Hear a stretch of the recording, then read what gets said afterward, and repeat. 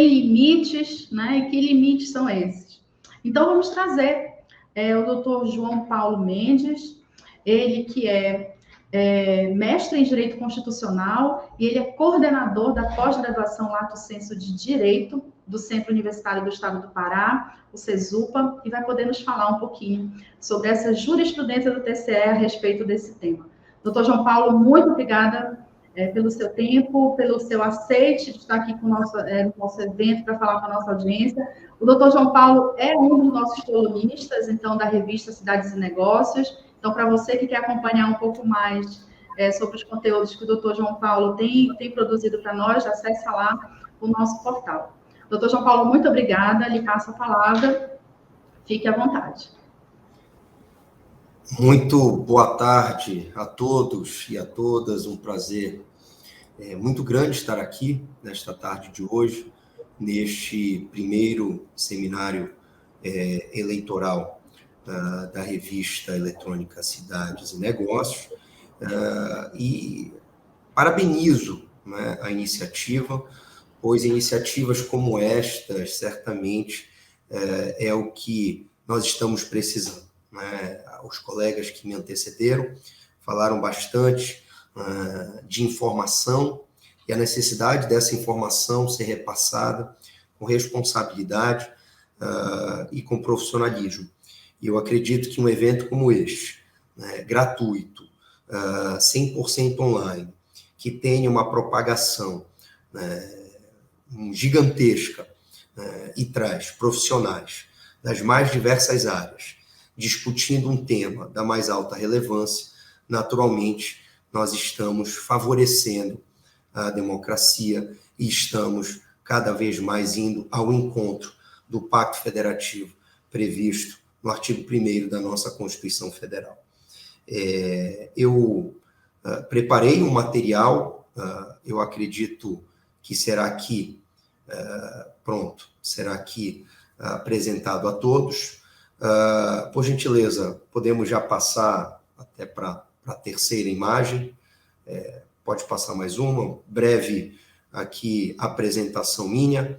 E aqui, naturalmente, para nós adentrarmos no tema central, no tema proposto de liberdade de expressão, especificamente dos candidatos e candidatas no processo eleitoral, conforme a jurisprudência do TSE, nos remete aqui a uma necessária, né, investigação e apresentação do que é liberdade de expressão e do que é o processo eleitoral.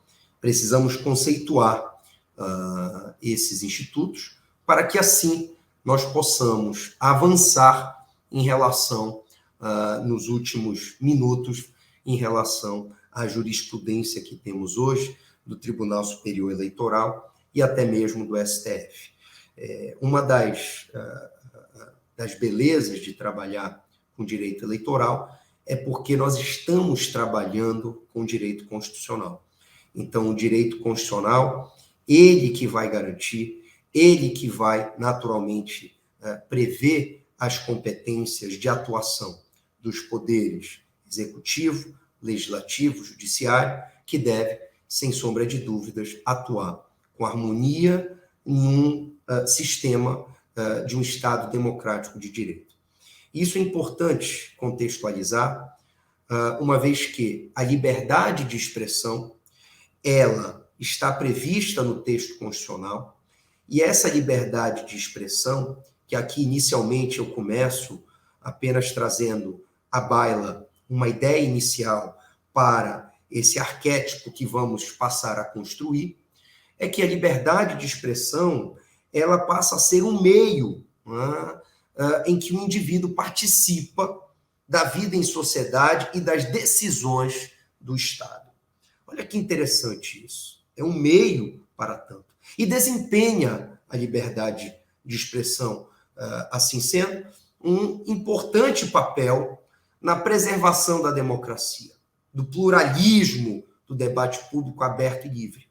Contudo, a liberdade de expressão esculpida no artigo 5º na nossa Constituição de 88, artigo este destinado aos direitos fundamentais, assim como o artigo 6º, e assim como inúmeras previsões ao longo do texto constitucional, que nos remete a uma necessária reflexão de que a liberdade de expressão é, portanto, um direito fundamental a ser protegido por este Estado democrático de direito. Nós sabemos que, lá no artigo 60, parágrafo 4º da Constituição Federal, nós temos o que nós denominamos de cláusulas pétreas. Essas cláusulas são aquelas que sequer uma proposta que vise afrontá-las, o Estado democrático de direito deve afastar a unanimidade. Essas propostas, dentre os direitos e garantias fundamentais, dentre o Estado democrático de direito, está também o voto. Então, perceba que os direitos fundamentais e o nosso direito de voto estão intimamente ligados ao tema central da liberdade de expressão.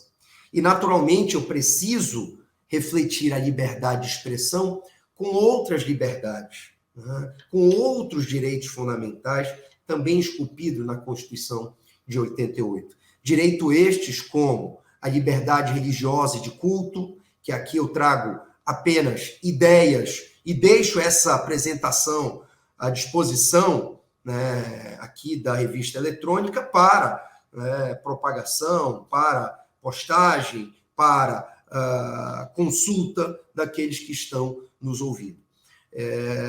Liberdade, como eu disse, religiosa e de culto, e que garante que o Estado brasileiro, sendo um Estado laico, isso significa dizer que não há uma religião oficialmente adotada, mas há uma proteção de toda e qualquer religião que o indivíduo, com base em outra liberdade, que, por exemplo, aqui eu cito de consciência, possa, assim, entender como adequada, o Estado deverá proteger.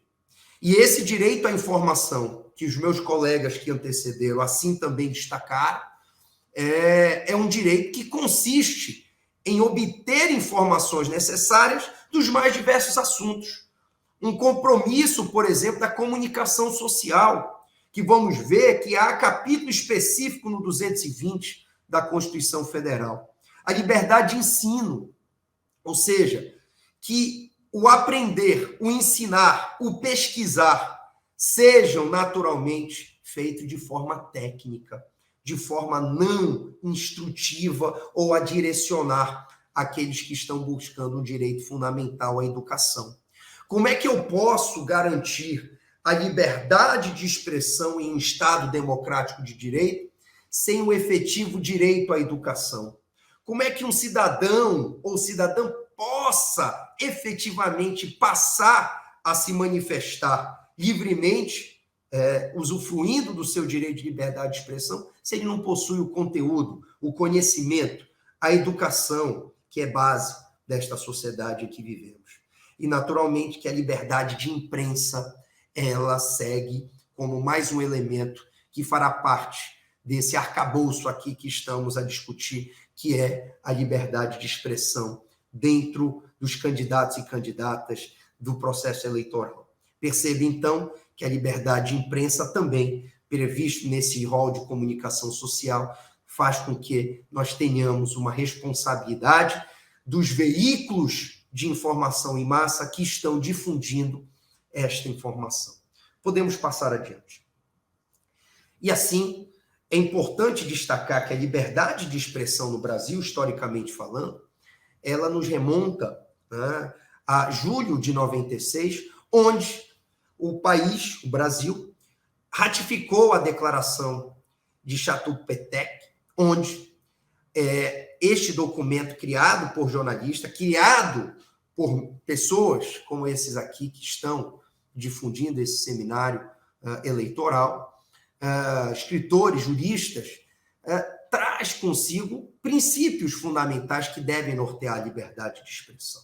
Inúmeros países também ratificaram tal declaração e traz com que a gente tenha aqui o estabelecimento de que não há pessoas nem sociedades livres sem a liberdade de expressão e de imprensa. Isso é muito importante. Nós estamos falando de um direito fundamental.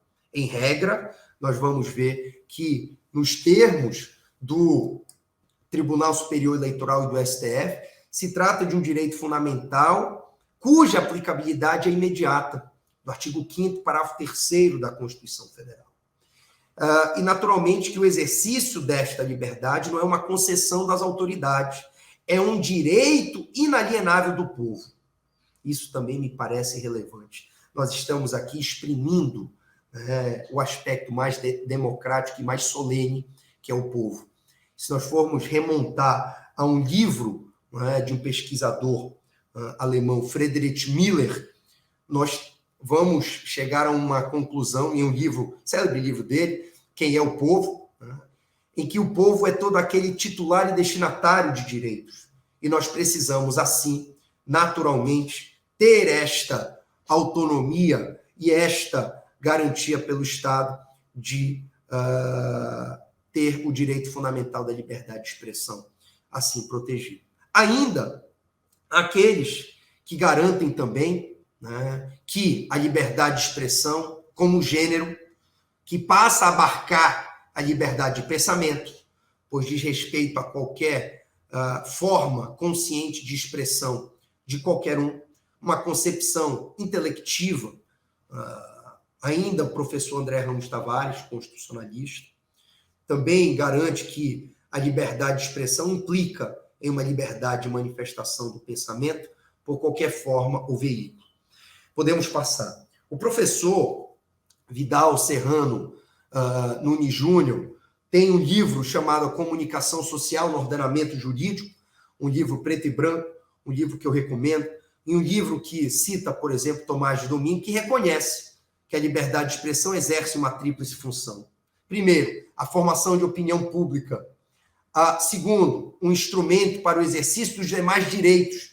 Direitos estes que, de acordo com uma socióloga jurídica, Hannah Arendt, garante que o direito mais fundamental em qualquer ordenamento jurídico é o direito à cidadania, que é o direito de ter direitos. Ou seja, aqui nós estamos demonstrando a necessária inclusão da liberdade de expressão como um direito do cidadão. E, naturalmente, um controle dos poderes públicos. A liberdade de expressão, portanto, ela não é tão somente o não fazer estatal, uma ideia de direito de inércia do Estado, mas ela é também uma necessária atuação positiva do Estado para que esta implementação seja garantida, como eu já disse, na educação, por exemplo. Podemos avançar.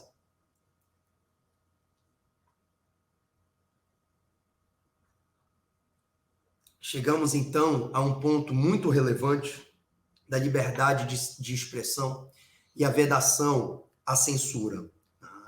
Uma vez que, como eu disse, como nós estamos falando de um direito previsto no artigo 5º, no inciso 9º, e consubstanciado no artigo 220, que é um capítulo específico da Constituição reservado para a comunicação social, que nós estamos falando que estes direitos fundamentais não estão dirigidos apenas ao Estado, mas para toda e qualquer entidade que esteja em condições de proibir a livre manifestação do pensamento, como as igrejas, como partidos políticos, como associações.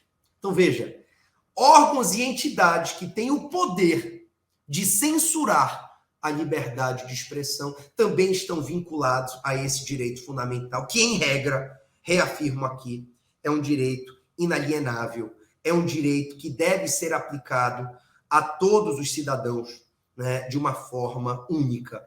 Então, nós precisamos ver quais critérios de excepcionalidade poderá, então, limitar essa liberdade tão almejada e tão importante para o Estado democrático de direito, que é a liberdade de expressão. E é a censura que a gente pode entender como um procedimento pelo qual esses poderes visam impedir a circulação de algumas ideias, muitas vezes ideias que não são favoráveis aqueles que conseguem, assim, manter o poder daquele veículo de informação, traz também uma característica que a censura pode ser prévia ou a posteriori de determinado ato. Pode haver um crivo daquilo que efetivamente vai ser difundido ou publicado. Como também pode haver uma censura como sanção para retirada de determinado conteúdo ou de determinada postagem. E é nesse sentido que a ideia, né, de uma licença ou autorização para a manifestação de pensamento também é vedada. Essa proibição de censura, historicamente, é uma evolução no Brasil. Né? É o que garante a República. A República como a coisa de todos, o poder de todos, a ideia, né, do 16º presidente dos Estados Unidos, Abraham Lincoln, de um governo do povo, pelo povo e para o povo, e que vai ao encontro dessa ideia do livro do Friedrich Miller, onde o povo é, ao mesmo tempo, titular e destinatário de direitos. Então, naturalmente, que entre os fundamentos do Estado brasileiro, previsto no artigo 1º, no inciso 4 da Constituição Federal, garante, né, essa proibição de censura, outrora aqui já mencionada. Podemos avançar, por gentileza. Assim, nós chegamos que há, então, limites excepcionais para a liberdade de expressão. Então, esses limites excepcionais nos traz uma ideia de que, naturalmente, a liberdade de expressão deve sempre ser, os limites devem ser sempre interpretados de maneira mais restritiva. Isto é, a regra é garantir a liberdade.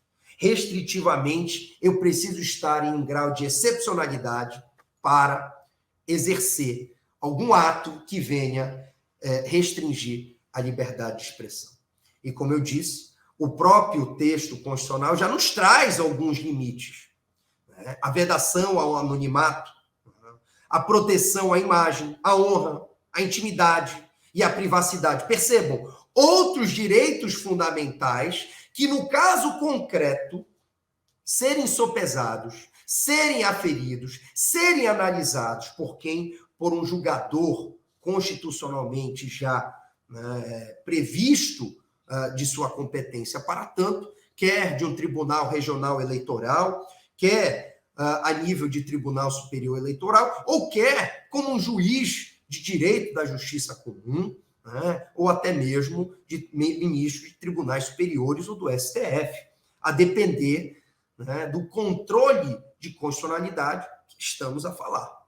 E, naturalmente, também que, ainda no artigo 130 da Constituição, perceba, né, há uma previsão onde a vigência do estado de sítio garante medidas excepcionais restritivas à prestação de informação. Né? A lei de imprensa, por exemplo, em seu artigo 16, garante o direito de resposta como mecanismo de controle, como mecanismo de garantir o não tolhimento da liberdade de expressão. Ou caso esta, eventualmente, seja por meio de uma liberdade exercida que afronte o direito de outrem, o direito de resposta precisa ser assim garantido. E, naturalmente, com o direito de resposta, nós temos em alguns diplomas legais que esses devem ser cumpridos em até 20 dias, 30 dias, no mesmo veículo de comunicação, no mesmo formato. Nós não podemos permitir, por exemplo, um direito de resposta em tamanho desigual daquela suposta ofensa, né, a determinada pessoa. Precisam ser em pé de igualdade. É natural que o que eu estou aqui buscando construir com todos é que a liberdade de expressão passa a ser regra. E o texto constitucional nos traz exceções, limitações, e que, desde que o texto constitucional garanta que, por meio de lei infraconstitucional, eu possa trazer aspectos regulamentares ou regulamentadores a essa liberdade de expressão, apenas e tão somente apenas podemos avançar, como no caso aqui, as eleições. Por favor, adiante. Ainda, agora contextualizando para o processo eleitoral, né? Veja que o processo eleitoral no Brasil, em um sentido até abrangente ou amplo, traz à tona as fases de organização de determinada eleição ou pleito eleitoral, né? Assim como um período posterior às eleições, né? Naturalmente organizado pela Justiça Eleitoral em nível municipal, estadual, federal, aquelas eleições se pretendem, e na esfera federal, a Justiça Federal possui, né, como órgão máximo o Tribunal Superior Eleitoral, que tem competência para julgamento de atos ordinários, assim como emana, né, orientações, as denominadas resoluções para o pleito democrático de determinado ano. E, naturalmente, com base nesta regulamentação, nestas resoluções, é que nós possamos ter uma organização, uma fiscalização para uma realização de campanha e para uma realização de um processo eleitoral que seja compatível, né, com o Estado Democrático de Direito e garanta também mais um elemento importante dentro da liberdade de expressão, o direito à igualdade. Podemos avançar, por gentileza. Naturalmente que o processo eleitoral ele não contempla apenas, né, quando nós já estamos na fase, né, de campanha e, naturalmente, o pedido, o pleito de votos, mas também contempla uma fase anterior e uma fase de depósito de candidaturas e uma fase, naturalmente, posterior na avaliação, na apuração, na aferição e no julgamento desses recursos que eventualmente sejam levados para uma justiça que precisa ser provocada pelo princípio da motivação. Podemos avançar.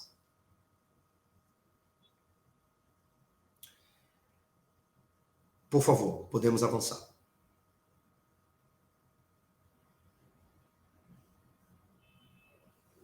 Bom, chego então na ideia de liberdade de expressão dentro do processo eleitoral, onde o período eleitoral, a meu ver, é o momento em que a liberdade de expressão ela deve ser ainda mais preciosa.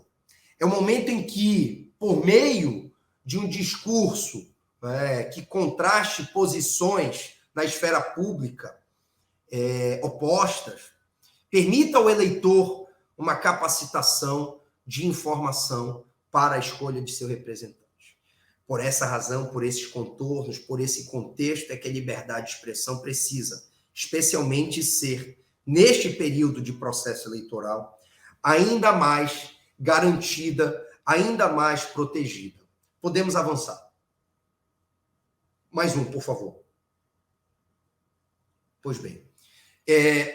Então, a ideia de direito à liberdade de expressão, como manifestação de pensamento que já vimos, como um direito fundamental também extremamente importante para indivíduos e democracias, é exatamente neste período eleitoral onde o embate para a liberdade de expressão vem à tona. Quais limites? Como posso efetivamente exercer esses princípios constitucionais de liberdade e de igualdade? Porque perceba que nós estamos falando de eleições que, desde a evolução de 2014 para cá, eu diria que são também eleições que trabalham muito com redes sociais, com a tecnologia e com a internet. De maneira que a ideia de comunicação social, a ideia desses órgãos de propagação, a ideia desses veículos tem um contorno a mais. E é um desafio para os tribunais eleitorais, em especial ao Tribunal Superior Eleitoral, regulamentar situações, eventualmente, de liberdade de expressão e limites para candidatos que possuem dentro de sua formação, por exemplo, de redes sociais, uma ideia de influenciadores. Será que, por serem influenciadores e terem propagações nas suas redes, isso é vedado? Precisamos refletir sobre isso. Podemos avançar, por gentileza? Ainda, nós temos uma zona, como eu disse, incerta, nebulosa, que acaba por permitir um sem número de medidas sem a necessária segurança jurídica. Isso faz parte da evolução social, mas é comum que haja medidas sancionatórias de cortes eleitorais para garantir a igualdade entre candidatos. Logo, a liberdade de expressão tem como limite, naturalmente, a ofensa a outros direitos fundamentais, como nós vimos aqui, como a honra, como a intimidade, como a privacidade. E aí, naturalmente, ou sanções impostas para aplicação de multa por novas veiculações, ou, naturalmente, garantindo o direito de resposta àquele que se sentiu ofendido. A Constituição, como eu disse, no artigo 200, 220 a 224, que traz aí um capítulo de comunicação social, ainda também traz um disposto no artigo 21, que traz a ideia de comunicação também individual, aquela comunicação unipessoal, onde eventualmente candidatos possam se comunicar individualmente, diferente de um meio de comunicação de empresas jornalísticas e de radiodifusão. Naturalmente que a internet não possui previsão constitucional específica que a regulamente. Naturalmente os marcos de tecnologia e as resoluções do TSE precisam ser interpretadas de uma maneira coesa, de uma maneira uniforme e de uma maneira integrativa, sempre buscando a permissão das liberdades, entendendo apenas na excepcionalidade, com a ofensa aos indivíduos ou aqueles que se sintam ofendidos e que consigam demonstrar quem seja o ofensor, naturalmente que isso possa representar sanções. Quando não consiga demonstrar, eventualmente, a retirada de ar ou a retirada daquela postagem. Mas veja que a liberdade de expressão, ela precisa ser garantida, a meu ver, de uma forma que garanta o que a Constituição visa proteger, que é o direito à igualdade dentro do pleito eleitoral. Podemos avançar. Ainda precisamos, brevemente aqui, fazer também uma rememoração a título da defesa de liberdade de expressão.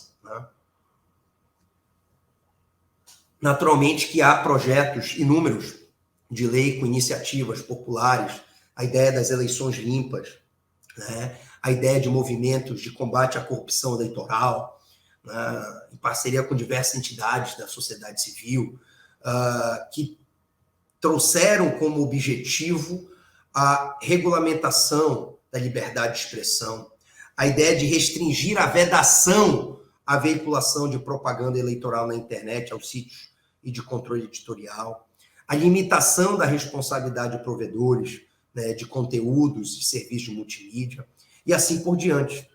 Então, perceba que nós temos aqui, a meu ver, que a propaganda eleitoral, a manifestação realizadas em meios pagos, que leve ao conhecimento geral, ainda que de forma dissimulada, futura candidatura, ação política, o que se pretende desenvolver como projetos ou razões que levem determinada pessoa a buscar, a inferir a um pleito eleitoral, que haja, naturalmente, um controle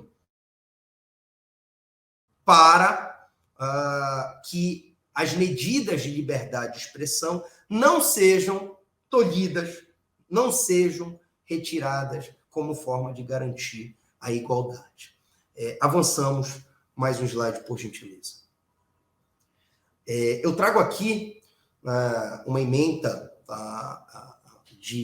do STF, uma ementa de um leading case, que diz que há uma necessidade de calibração de princípios entre o artigo 220, que eu mencionei há pouco, que é o artigo destinado à comunicação social, que de instantânea observância quanto às liberdades de pensamento, de criação, de expressão, de informação, que, de alguma forma, se veiculam pelos órgãos de comunicação social, isto sem prejuízo de aplicabilidade do artigo 5º da Constituição. Então, veja que aquelas vedações ou aqueles limites, né, de liberdade de expressão estão constitucionalmente previstos. Logo, eu preciso extrair de um desses limites, a meu ver, formas de controle e de limitação de tal liberdade. Podemos avançar. Ainda aqui, um ponto também de relevância é que o período eleitoral não pode se transfigurar sem um momento de excepcionalidade dos princípios constitucionais. Que isso fique muito claro. Repito, o período eleitoral, o processo eleitoral, ele não pode representar uma excepcionalidade a um Estado ordinário de direito, onde as garantias e os princípios constitucionais devem ser observados e protegidos. Como, então, precisamos garantir esse mecanismo de proteção à liberdade de expressão tradicionalmente existente dentro do ordenamento jurídico. Ao contrário, é exatamente no período eleitoral em que as garantias de liberdade devem ser ainda mais resguardadas e protegidas com maior afinco. Podemos avançar. Ainda há um entendimento do plenário, onde confirma, por medida cautelar, que é o informativo 598 do STF, que julgou pedido procedente formulado em ação direta de constitucionalidade, onde a Suprema Corte entendeu que a lei das eleições estabeleceram ser vedado às emissoras de rádio e televisão, isso em 97, em sua programação normal e noticiário, a partir do dia 1º de julho do ano da eleição, usar trucagem, montagem de outro recurso de áudio ou vídeo que, de qualquer forma, degradem, passem a ridicularizar o candidato, partido ou coligação, ou produzir, veicular programa com esse efeito. Difundir opinião favorável ou contrária a candidato, partido, coligação e seus órgãos representantes, né, que explicam que se entende aqui, respectivamente, ainda o ministro Alexandre de Moraes, nesse aspecto, sobre esses elementos. E diz assim, cabe, assim me permitam, que o Constituinte, ao tratar da comunicação social, optou por atribuí-la a agentes econômicos privados para impedir direcionamentos específicos dos meios de comunicação, de rádio e televisão, 221, proibindo a formação de monopólios e oligopólios. E limita, então, aspectos da atividade dos brasileiros natos de empresas de determinado perfil. E define que a manifestação do pensamento, a criação, a expressão e a informação, sob qualquer forma, processo ou veículo, não sofrerão qualquer restrição, observado, disposto nessa Constituição. Veja que o ministro Alexandre de Moraes, ministro esse que passará, né, a exercer a presidência do Tribunal Superior Eleitoral, assim possui entendimento. Podemos, então, avançar. Temos, então, essa garantia, como eu já disse, de uma forma ampla, né, geral e restrita. Ainda podemos dizer que não existe permissivo constitucional, né, para limitar preventivamente o conteúdo do debate político, em razão de conjectura sob efeito de alguns conteúdos que possam vir a ter junto ao poder público. O exercício do direito à liberdade de expressão não pode ser cerceado pelo Estado ou particular. Isso é um traço marcante daquilo que seria eventualmente considerado uma censura prévia, razão pela qual ratifico aqui, né, essa ideia de liberdade como elemento indispensável ao regime democrático. Avançamos. Ainda, deste modo, né, precisamos trabalhar, talvez, com um elemento que está sempre em voga, são as fake news. Né?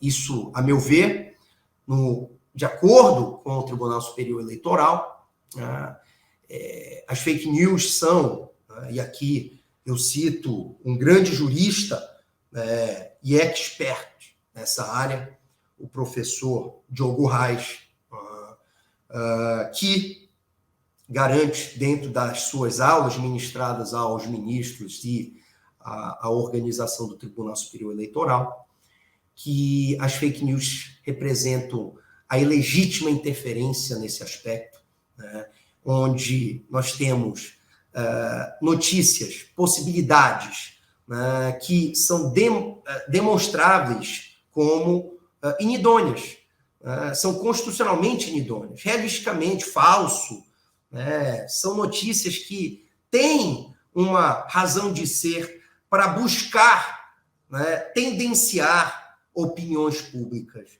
E isso, naturalmente, é contrário, né, à lei das imprensas. E veja que as fake news devem ser combatidas. Não se iludam que a permissão de liberdade de expressão não era a permissão de fake news, mas é a permissão das liberdades de expressão dentro de um arquétipo equânime, de condições iguais, de um controle de licitude, e que, caso ultrapassado, caso não observado, naturalmente, as regras do jogo que precisam ser iguais para todo e qualquer candidato, sem discriminações, né? Naturalmente, que caso afrontado ou desrespeitado, objetivamente falando, terão as sanções assim impostas. Podemos avançar. Nesse sentido, né, importante, podemos avançar mais um, por favor. Nesse sentido, né, de acordo com os ministros do Tribunal Superior Eleitoral, consubstanciado nessa ADI 4451, de relatoria do ministro Alexandre de Moraes, que, relator, a seu ver, as noticiam como notícias fraudulentas as fake news, importantes para o direito eleitoral, que são aquelas que violam a lisura informacional da opinião pública, que deve ser livre. Naturalmente, ele aqui ratifica que todos são iguais perante a lei, sem distinção de qualquer natureza, garantindo aos brasileiros e aos estrangeiros do país a inviolabilidade do direito à vida, liberdade e igualdade. E assim segue. Naturalmente que esse livre exercício precisa ser garantido. Então, perceba que as fake news precisam ser combatidas sem tolher as liberdades de expressão. Podemos avançar, então, para entender que o processo eleitoral no Brasil, em um sentido amplo, diz respeito a essas fases de organização das eleições. E, naturalmente, o Tribunal Superior Eleitoral possui um papel importantíssimo, relevantíssimo em todo o processo eleitoral, com mecanismos para garantir com que haja normalidade dos pleitos, haja segurança do voto e a liberdade democrática. Ainda trago à tona algumas questões importantes, já que estamos aqui falando, naturalmente, do Tribunal Superior Eleitoral, como as resoluções 23.610 de 2019, em que diz que a propaganda eleitoral, assim, no parágrafo 1º do artigo 27, me permitam a leitura, diz que é livre a manifestação do pensamento da pessoa eleitora, identificado ou identificável na internet, somente é passível de limitação quando ofender a honra ou a imagem de candidatos, partidos, federações ou coligações, ou divulgar fatos sabidamente inverídicos, observado disposto no artigo 9 desta resolução. Logo, nós temos, em outras palavras, que há uma limitação aqui objetiva de conteúdo da justiça eleitoral que traz à tona uma regra posta do jogo do pleito eleitoral. Então, para as eleições de 2020, por exemplo, nós temos aqui em agravo regimental, no agravo de recurso especial eleitoral, que propaganda eleitoral negativa. A livre manifestação do pensamento não encerra um direito de caráter absoluto, de forma que ofensas pessoais direcionadas a atingir a imagem de candidatos e a comprometer a disputa eleitoral devam ser coibidas, cabendo à Justiça Eleitoral intervir nessas situações, restabelecendo a igualdade e a normalidade do pleito para a correção de eventuais condutas que ofendam a legislação eleitoral. Então, percebam, então, que eu tenho limites à liberdade de expressão, mas limites objetivos, constitucionalmente previstos, e que trazem, então, por meio de resoluções do Tribunal Superior Eleitoral, organizações de como isso será feito.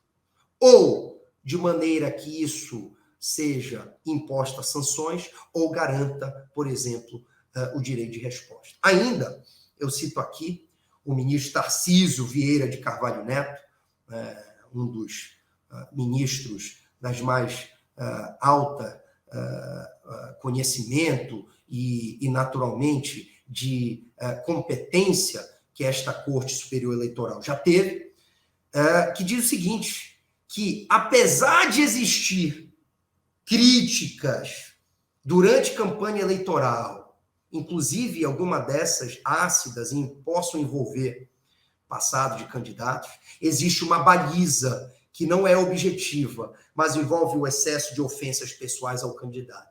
E esse entendimento serve para o período pré-eleitoral. A divulgação de publicação antes do período permitido, que ofende a honra de possível futuro candidato, constitui propaganda eleitoral negativa e extemporânea e possui naturalmente os remédios cabíveis para tanto. Então, salvo o melhor juízo, desde que as manifestações políticas antecedentes ao início da campanha eleitoral, que percebam neste calendário, a partir, já estamos na pré-campanha, onde os candidatos são pré-candidatos, apenas a partir do dia 16 de agosto, mesmo já tendo havido as convenções partidárias, é quando começa a campanha eleitoral, a meu ver, nesse sentido, que há raias, há mecanismos, há balizas que precisam ser trabalhadas dentro daquilo que prevê a Constituição, tão somente como os elementos de limitação de tais liberdades de expressão. Logo, o Tribunal Superior Eleitoral tem o dever de regulamentar as exceções, o conteúdo previsto no texto constitucional que possa, assim, limitar um direito fundamental e tão importante para o Estado democrático de direito, que é a liberdade de expressão. E os meios de comunicação têm um dever ético, têm um dever profissional de cumprir com suas obrigações na divulgação, na propagação da informação que seja, naturalmente, aquela noticiada dentro das licitudes e que não representam notícias fraudulentas, como o Tribunal Superior Eleitoral já sim caracterizou as denominadas fake news. Eu agradeço imensamente pela atenção, me coloco à disposição para questionamentos, para debates e, em uma nova oportunidade, desde já também me coloco aqui à disposição para debater com vocês e aprender em conjunto sobre o direito constitucional eleitoral existente aqui no Estado Democrático de Direito brasileiro. Muitíssimo obrigado à revista eletrônica Cidades e Negócios e, uma vez mais, me despeço tal qual iniciei a minha fala, parabenizando e louvando iniciativas como esta, que naturalmente propagam o conhecimento daquilo que nos irá corroborar para o Estado democrático de direito e para a democracia em geral. Muitíssimo obrigado. Nós é que agradecemos imensamente, doutor João Paulo, pelas suas palavras, pelas suas orientações nesse sentido. A gente sabe que esse é um tema realmente delicado e acredito que todos nós, pessoas físicas, pessoas jurídicas, a gente tem muita responsabilidade para fazer com que isso caminhe dentro das regras, que a gente tem enquanto sociedade. Então, muito obrigada. Mais uma vez, reitero o nosso especial agradecimento ao senhor que sempre está disponível e atento a discutir temas interessantes conosco, com a nossa audiência. Lembrando que o doutor João Paulo é um dos nossos colunistas, então, semanalmente, a gente tem aí artigos publicados por ele, pela equipe que ele coordena, de advogados também. Então, muito obrigada, doutor João Paulo, mais uma vez, pelo aceite do convite, por nos brindar com esse tema tão importante. Obrigada. Eu agradeço uma vez mais a atenção e espero ter atendido as expectativas aqui desse seminário. Muito obrigado. Obrigada.